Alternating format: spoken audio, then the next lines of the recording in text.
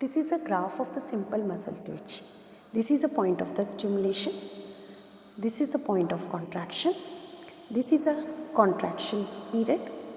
This is the point of the maximum stimulation. Here it is a peak of contraction. And then this is a relaxation period.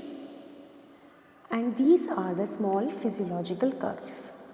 यहाँ नीचे below this graph is the time tracing by the tuning fork. Here the tuning fork vibrations are 100 times per second. As a result of which each wave is of 0.01 second.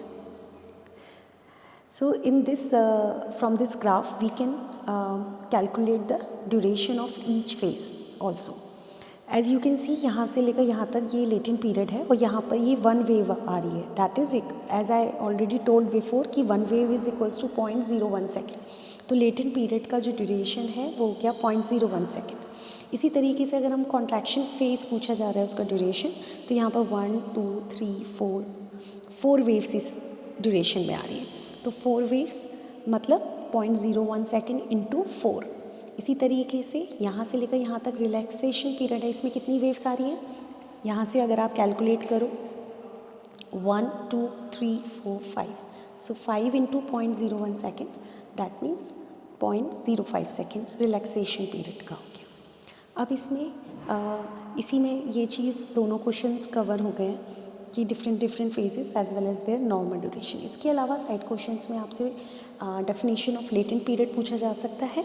उसको आप define कर सकते हो कि period between the point of stimulation to the onset of contraction, latent period.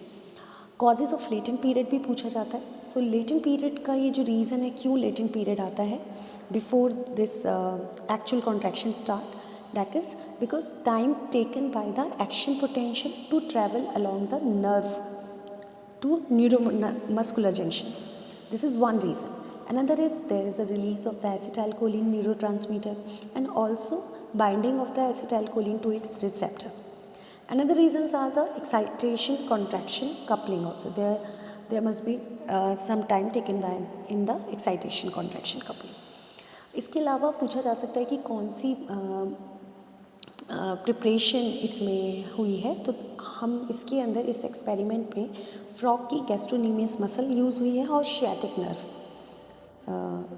Use हुई है.